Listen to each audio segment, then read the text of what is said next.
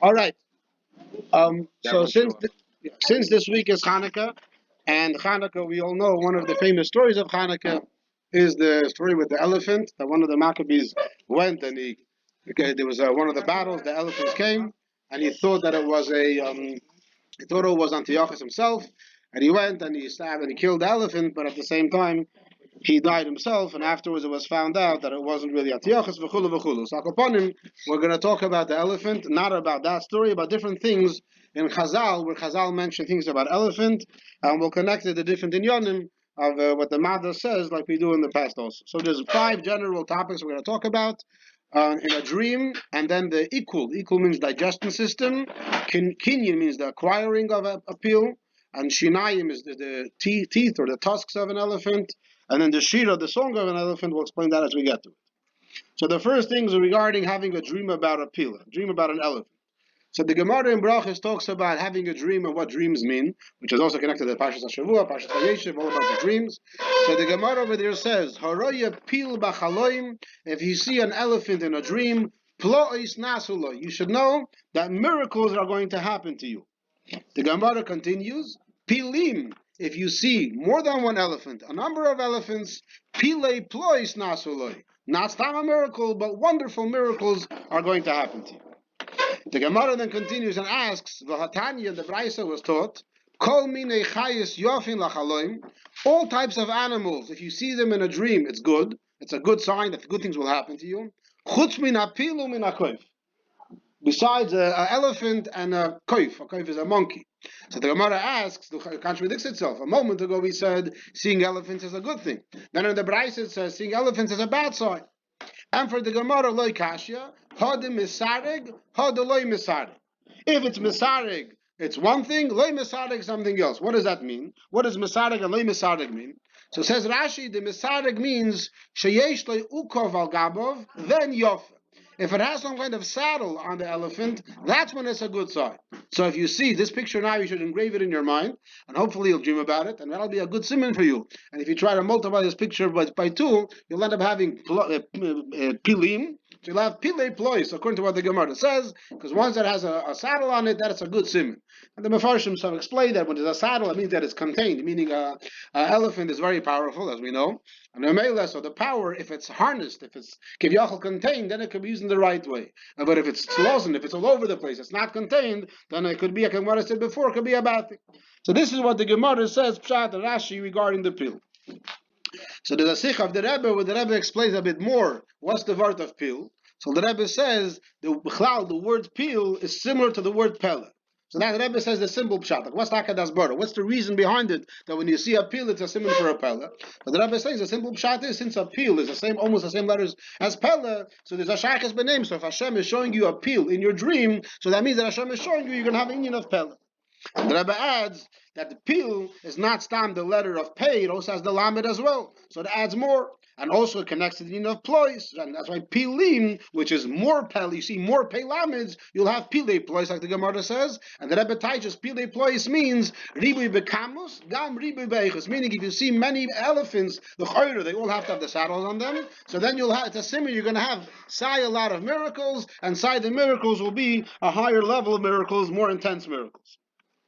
And the Rebbe continues weiter and he says another reason why when you see a pill, it's a simon for miracles, because bepashtus it's a balchai mufla shemishunin memareyan v'oid shepilu me'abalchai magdelim begashmis. He says, besides the fact, the second thing the Rebbe says that elephants are from the largest animals. In addition to that, the Rebbe says that they're also different. They have a different shape. Besides the fact that they're huge, the proportion of their ears and their nose and their tusks are not. You don't have that in other animals. So b'meila that makes it a shinui. So a shinui is like a nest. A miracle is different. So b'meila the Rebbe basically is telling us over here 3 reasons why when you see a peel is it a simon for a miracle. Sai because the letters of pei lamed are pella, and sai because it's a different type of animal, and sai because it's a very big animal. But the Rebbe's explanations don't connect necessarily to what the Gemara says about it has to be saddled. But that we explained before, that the Hasbara of the Pashtus is that if all these special things about it, if it's not contained, then Rahman al-Islam, when a power is too intense and not in the right direction, it can cause terrible things. So Koponim, this is the Sikum Advarim regarding seeing a dream, seeing an elephant in a dream, elephants in dreams. This is the Hasbara Advarim, why it's like that. The second conversation will be about the ikul shel pil. Ikul means the digestion system, and as we'll see, the Gemara has an interesting conversation about it, and we'll see afterwards what it results today as well. So the Gemara Menachos Tav Samach Tes Amud Aleph fragt the Gemara Boy Rami Bar Chama. Rami Bar Chama asked, Pil shabola kfifa mitzris ve'kiyo derech beis harei ma'u. An elephant that swallows a wicker basket. The mitzris, besides meaning Mitzrayim, can also mean the tzari dekel, which is what they have on the branches of a palm tree, which are just like we make it for lulav. So in Chabad we just make the rings, but as I'm sure you guys know, that in the Welt they have what's called the koishalach, which they take these branches and they fold it up and they make a whole fancy thing out of it. So similarly, people would make different types of baskets out of what we call today wicker baskets. So what happens if the elephant swallowed it and then it heikia, the word heikia usually means throwing up. But here it means it made it out the backside, meaning that it made number 2.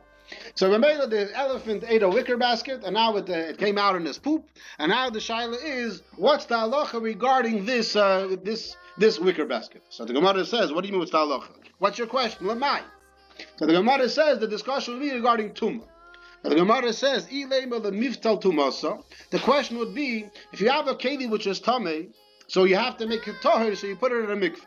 But sometimes there's an option, instead of putting it into a mikveh, you can break the kli, and once it's broken, it also becomes tahir.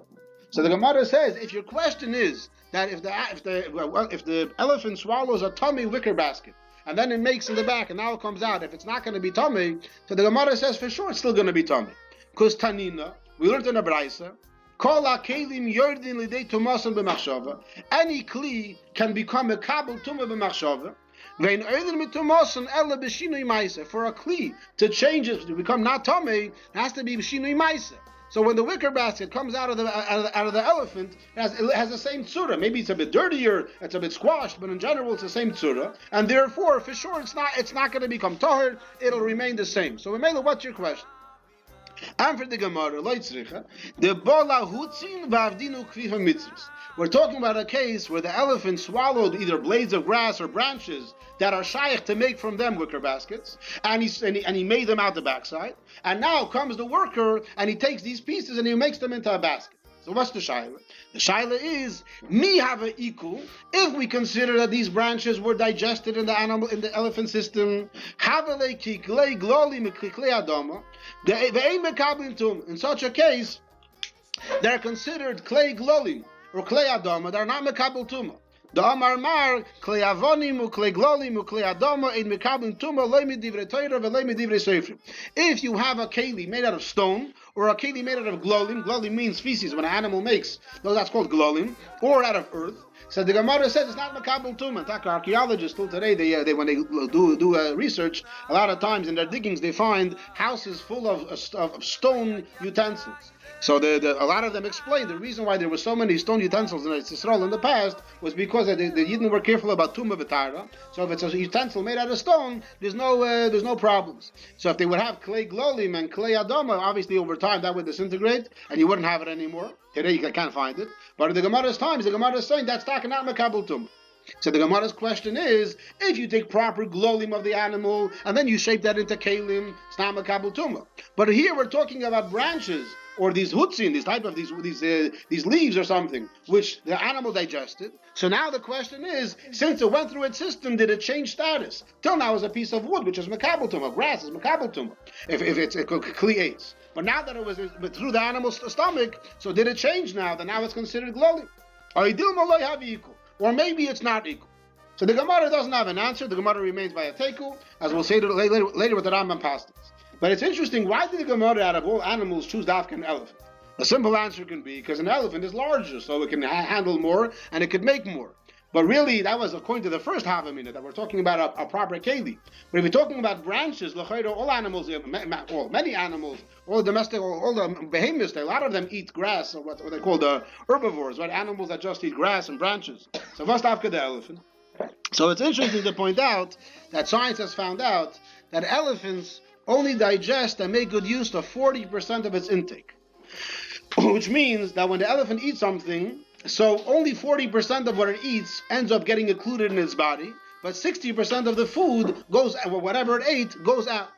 And that's why, since most of the nutrients of the elephant food remains in the food that it ate, so the dung is rich in nutrients and solid food matter. Ad kedei kach that there are industries of people that they use the elephant's dung for different things. Which different things? So one thing is, in the picture you see over here, paper made out of elephant dung. This was paper or toilet paper or paper for writing on. So obviously all these things sound very gross lechatchila. But if you're a tourist and looking for something interesting, it can be very geschmack. Look what I have. It's a special piece of paper. Look what it's made out of. Now you want to, if you have a good friend, you want to make a play joke on him. So you send him a special paper and tell him this paper is very good. It tastes very good. And you can do all these cool ideas to your good friends. But Al Kaponim, that's an industry that they have they have over there. A second thing, which is natural, the Eibishter arranged, is that there are animals that, since they know that the feces is another word for dung or poop or number two, v'chulu, so there are actually animals that come and they eat what the elephants make. And so it says, this is an article that I'm quoting from is from beetles and birds, but in the picture you see even monkeys sometimes will go and take the feces, the dung of the elephant, and will eat it because the food over there, wasn't really completely digested, and therefore for them it's still edible food and it's all contained in one place. Instead of going around and collecting from Alazite, and here it's all put together in a cake for them, so it's a lot more geschmack for them. A third thing what's used, and this is like a recent discovery, this is just a picture just to see. If you want to understand how the insides go, then you'll understand over here that the stomach, just I'll highlight it over here, the stomach of the elephant is the elephant very, very small. It's not myelogata, so it's very, very tight. It's not, you don't have all everything else. This is, it goes on over here and then comes out afterwards, but it's a very small amount. So what's the third thing? I'm sorry, I'm skipping. This is the psak of the Rambam. The Rambam's psak is pil shabala hutzin ve'kiyan derech harei ha'isam and kelim harei and safik imem kigleglalim bekleis kshayu. Rambam says taka safik, and therefore a pasha safik deraisa lechumra, safik derabanu lekula, or safik b'rishus harabim is tahir, whatever the rules of safik would be. But if it's a proper kfifa, if it's a proper keli that the elephant swallowed, then it's betumas. This is the third. The third thing is like this. There's something called black ivory coffee. And the way they make this coffee is, there's a special place in Thailand where they have a herd of elephants, and they feed the elephants coffee beans, and after the elephants finish eating, they make, and then the workers come and they sift through all whatever the elephants made. They don't eat only coffee, they eat many other foods as well. And then they take out these special beans, and then they clean them, and then they rinse them, and they claim that this type of coffee is the best coffee in the world. They say because the elephant system is digested in such a kind of way that even though we said before that only 60% of it comes out, but it says the pashas is coming out the way it went in, but no, epicent effect it has, and therefore it's a better type of coffee. They actually do it to other animals as well. I think some kind of monkeys or cats, whatever, but the elephants is the most famous one. That for elephants, they should have a whole system, a whole seder of buying this black ivory coffee. There's a whole company, you can buy it, and all that. The only problem is that it's very, very expensive. Could be $85 for basically 2 cups of coffee. And Mamela, with all the milas of the special, how it is, obviously most people are not going to do that, only for the fun of it once in a while. The shaila for us will be if it's kosher or not. So there isn't really clarity. As far as I know, there's no hechsher on it. But the Mitzvah Svara, according to the Rambam, it's for sure kosher, because according to the Rambam, either way, meaning if it's not digested by the elephant, then it was a coffee bean before, it's a coffee bean after, so it's the same thing, it makes no difference. And if you want to say that the elephant contributed something, and therefore it's part of the elephants are not kosher, but Mitzvah Sheni, the Rambam paskins, that any kind of dung, any kind of meiraglayim or tsoya of any animal is completely kosher, according to the Rambam. So if it's pure coffee, then it's pure coffee. If it's dung, then it's weiter kosher. But according to other paiskim, when an animal makes, and if it comes out, it's edible, then there's a whole shaila if it's kosher or not. Which, by the way, many of you guys eat mykonikes. So mykonikes, one of the main ingredients, or not main ingredients, one of the ingredients that give it a shine is called confectioner's glaze. Confectioner's glaze is basically the poop of a certain bug, or a certain insect, and that's why the Hamish Shedim, you're not going to find confectioner's glaze in say Weissmandel's hechsher or Badat, say the Charedis, you're not going to find it. The OU gives the hechsher. Okay, gives the hechsher, but other companies, the more strict hechshedim won't give on that, because they say that if it comes out, even though right now says that this substance that comes out of the insects is not really edible, but they say that there's paiskim that say that it is also. So therefore you can't. Rabbi Moshe Feinstein says that it's mutter. So according to Rabbi Moshe Feinstein, for sure the black ivory coffee will also be kosher, no problem. According to those that are machmir, not to eat the confectioner's glaze, they might tell you not to eat this coffee, but even then might be matir more, because over here it's mamish the same coffee being like before, and the pu'ula that the elephant does, if it's taka, I mean people claim that it's taka like that. Most people obviously don't want to drink it grosses them out. But people that are ready to take the risk will tell you that its taka tastes different, and if so, the elephant did give a pu'ula. So the mele it's svara to say that it's that it's treif. That's not kosher, but not like treif is a big word that you should be machmir not to have. The next discussion will be about Kenyan pill. If anybody wants to buy an elephant, so what's the discussion about buying an elephant? So there's a Mishnah in Kiddushin. The Mishnah talks about how you do kinyonim. As we know, kinyonim is a big topic in the Zikin, meaning when you buy something, so how does the transfer of ownership happen? If I own something and you want to buy it from me, so obviously money is the most important factor as far as me and you are concerned. But according to as far as halach is concerned, there has to be a kinyan. A kinyan that through the kinyan either you pick it up or you make a meshicha, somehow it becomes yours. So how is when it comes to there's halachas regarding a karka, regarding a eved, and regarding metaltalin, hishanikness, everything has its own halachas.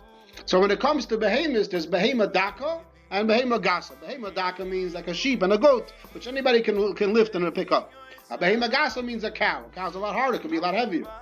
So the Gemara brings that afterwards. Abraisa Rabbi Shimon Omer zu v'zuba hagboha. The only way to acquire a behema gasa for the ownership, the transfer, is only by actually lifting it.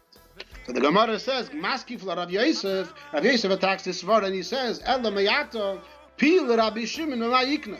According to Rabbi Shimon, nobody can lift an elephant. There's no such thing. Even the strongest bachur in yeshiva, and even if you have 5 bachim getting together, no one can actually lift an elephant. So according to Rabbi Shimon, what's the pshat? How can there be such a thing? How can Torah say that the only way to acquire something is in a way that's not realistic? There must be an option to be kind of. So the Gemara answers. The Gemara says a number of answers. The first answer the Gemara says, I don't know. Rabbi Zeira Omar. There's something on. Okay, fine.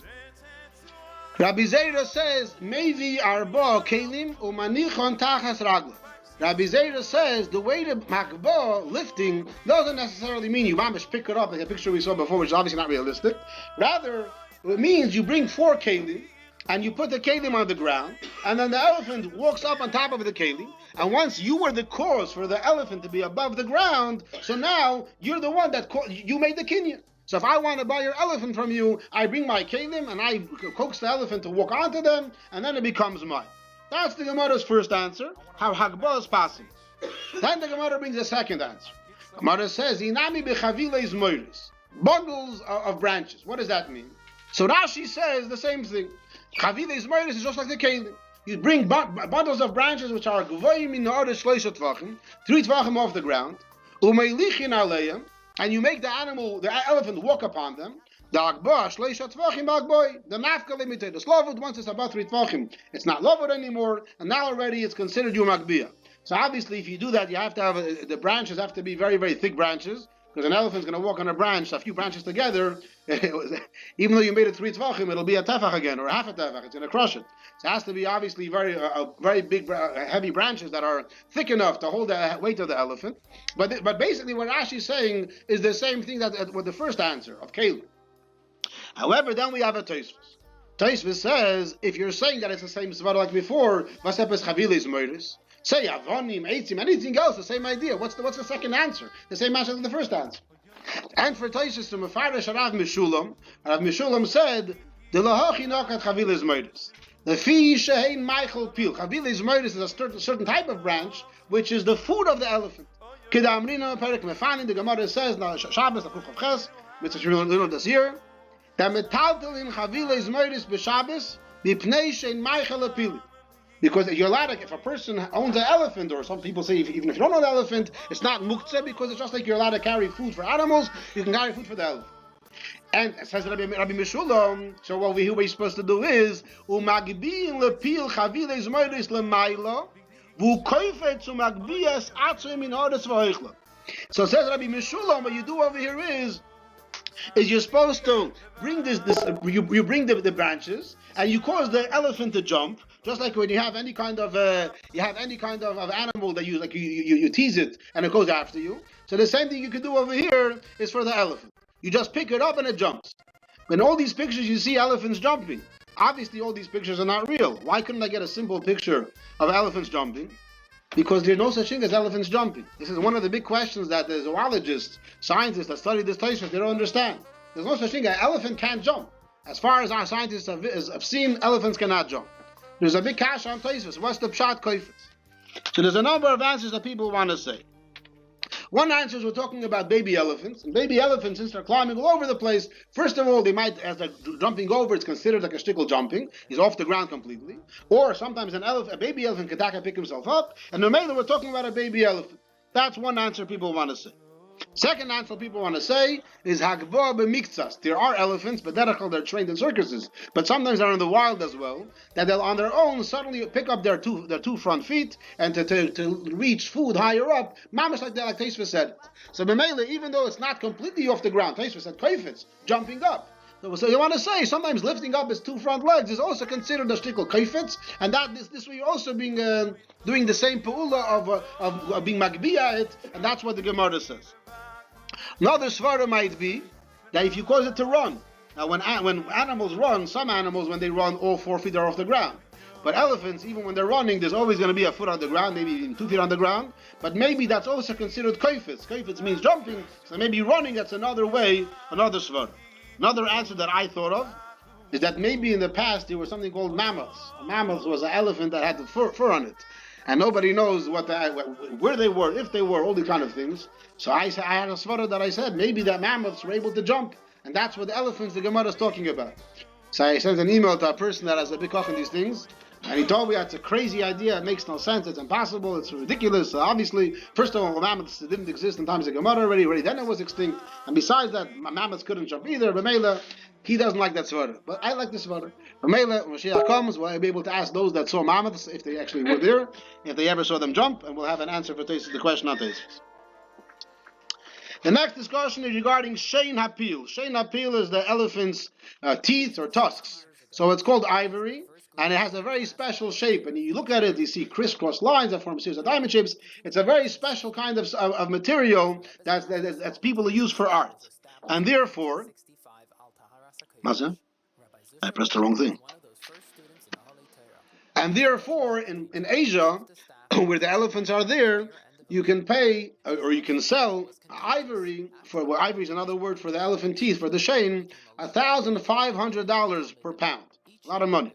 And over there, people use it. You see in the background over there a statue or whatever, on the left side or the right side, different statues that people use for it. So that's why elephants are in danger all the time, because people are constantly killing them to get their tusks, and for Seitzach, it's a lot of money. So the shein appeal is a very special thing for artists, for people, for sculptures, that people use all the time, in the past as well.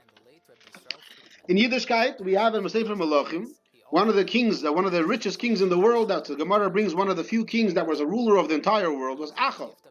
So in Navi it says the whole life of Achav, and at the end of his life, the Navi says, "V'yeser divrei Achav," the rest of what happened in Achav's life, the kol asher asa, whatever he did, ubeis hashein asher bana, and the house of shein, of teeth, that he built, the kol ha'adim asher bana, and all the cities that he built, halayim ksuvim al sefer divrei hayomim l'malchi Yisrael. It's all written in Sefer Divrei Hayom. There's different chronicles that have all the stories. So you hear the Torah is telling us, the Nabi is telling us that Achav built a beis hashein. Which for pashtus, he wasn't using human teeth or any teeth of any other animal. The pashtus he was so rich. The pashtus, he was able to afford all this ivory, all this elephant tusks, and that's how he built it. So archaeologists, these are pictures that archaeologists claim to find, that they claim this is the palace of Achav of the Beis Hashem. And in the next picture, you see over here actually pieces, that these pieces that they found, they claim it's made out of elephant tusks, out of ivory, out of the Beis Hashem, which supposedly this is what Achav actually used for his palace. Another famous place where we have this inyan of shein, the ivory tusks, is what the pasuk says about Shlomo HaMelech. Shlomo HaMelech built a kisei shein gadol, a big throne made out of ivory, vayitzapeyu zav mufaz, and he coated it, he plated it with gold. And this is the famous throne of Shlomo HaMelech. And the pasuk describes it by saying, Sheil Shmailis Lakisei. It had 6 steps going up to the throne. V'roish Ogri Lakisei Mi'acharov, and a round back behind the kisei. V'yadish mizeh mizeh, and there were handles on the side of it. El makim hasheves, where you sit. U'shnayim aroyes emdim eitzel hayodos, and there's lines on the side. And the pasuk says all the other lines that were there. Now there's a famous medrash about it, and it makes the medrash makes it look different. Not the way it's in the in the pasuk. It said it that there's 12 lions, 6 on each side. But in the picture, so you see over here different animals, not lions. And at the bottom is a crocodile. There's a whole bunch of different things that were going on over there. And that's based on what it's in a medrash, it's called Targum Sheni. We're coming up now to, not we're coming up, it's not Chanukah, but Purim, Mitzvah Hashem and Megillas Esther. So there's something called a Targum Sheni. A Targum Sheni is a translation of Megillas Esther with a lot of things that were added. And over there, in the beginning of the Megillah, it talks about Achashverosh's feast and his throne. So it says that he had the throne of Shlomo HaMelech. So over there in Targum Sheni, it described it very differently. So I'm not sure who this person is, but someone put together a very cute thing. And he made a video, Kivyachol, of how it looked. And he made it very, I would appreciate, it says so much more things that happened. That a person walked up and there were springs and things were happening and the lions and animals were screaming at each other. But this guy, he invested a lot to make it look like this, but he didn't do any more than that. But this is one view, and then there's another view that he did a bit better. This one you can see Kivyachol actually going inside. Officially, as he walked up, the throne was delivered to him by an eagle and a dove. A lot of things going on over there. Mashiach comes, we're going to see this. It'll be very cool. Officially, again, this is all made out of shane, out of ivory, just covered with gold. Shlomo HaMelech's Muchashav, they came to Achashverosh, and that's all the stories that happen with it.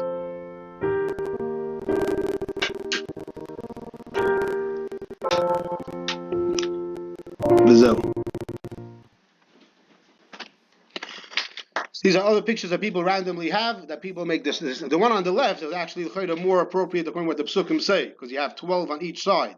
Even though the was 6 on each side, but it's 12 only lines, nothing else. This one is Shalach Manas, somebody once sent, which also a design that they had from it, all regarding this. Another thing about the ivory tusks in Sefer HaZichronos, in the volume 2, page 224, in this print of the picture on the thing. So it says over there. So actually, the way it's printed in Sefer HaZichronos, they write ebony, E-B-O-N-Y, which is really a type of wood. But in the original Yiddish, it says that we're talking about over here about the Maharal's grandson. The Maharal's grandson, who was the or maybe 3 times great grandfather of the Alter Rebbe, that he was a gifted artist. And as over there, he was an artist and a sefer. And he wrote a sefer Torah which was so tiny that in order to read from it, you needed a magnifying glass, even though it was 100% kosher. So it describes what he did over there. Tremendous, beautiful things of art that were all miniature. And it says that he took of elephant tooth, of ivory, and he carved from that a miniature Aron Kodesh, and he put a Sefer Torah inside that, and that in Aron Kodesh was inside a piece of wood. It's mamish, like a whole bunch of beautiful things. So it's an interesting thing that even then people are, to me it's a bit strange, because he lived in Prague or Posen, wherever he was over there. I don't know that there were elephants in Europe, but somehow I guess he was able to manage. Maybe he paid $1,500 a pound, whatever it was, and he got a piece of ivory shipped to him, and he carved it out. Again, in the original Yiddish it says elephant tooth, but in the new one they translated to ebony, which is a type of wood. And next thing is regarding Shear Shel Pil. Shear Shel Pil. So there's a medrash called Perek Shira. Perek Shira is a medrash that's from Chazal, and over there it says that all the animals they sing to Hashem. So there's different explanations if the animals themselves are singing to Hashem, or the animals' behavior causes us to sing to Hashem about different things, or that there are malachim that sing to Hashem, but it has a whole list of every animal, what it sings to Hashem, what's its shira. So again, either the animal is saying this pasuk, or when we see this animal, it inspires us to say the pasuk, or the malach of the animal says this pasuk. So when it comes to pil, so the Medrash says that the pil omer, ma godlu ma'asech Hashem, ma'oid amko machshav. So obviously it means that when you see the peel, again according to the same simple pshat, you see the greatness of the Eibusher. He creates such huge creations, and also Amko Machshavesa.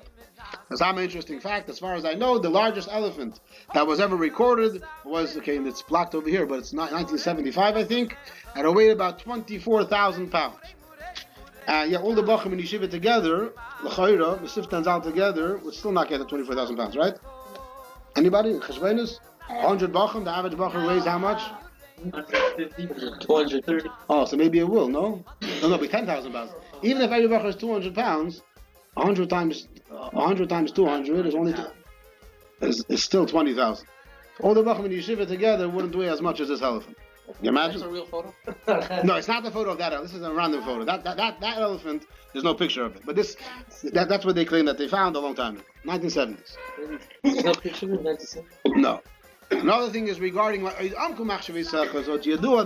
elephants are one of the smartest animals. Many stories of the smartness of animals, painting, teaching them how to paint, recognizing people. 30, 40 years later, they recognize their friends, recognize people. Stories of a kid at a circus that was cruel to an elephant, and then 40 years later, he came to that same circus, and then the elephant recognized him and started charging at him. Many things about it. So it says animals, the elephants are very smart. They have a huge brain. It says they have a third as many neurons, whatever, that's parts of the brain, more than humans, and they're again, numerous stories, and there's also videos showing how they figure things out, the mamish in a way, very, not human-like, obviously, they're animals at the end of the day, but this is what the pasuk says, when you study an elephant, so you see his machshavas, so weiter, you understand the greatness of the Eibishter, how he creates for us all these machshavas, all these special things. You have a video, you already showed the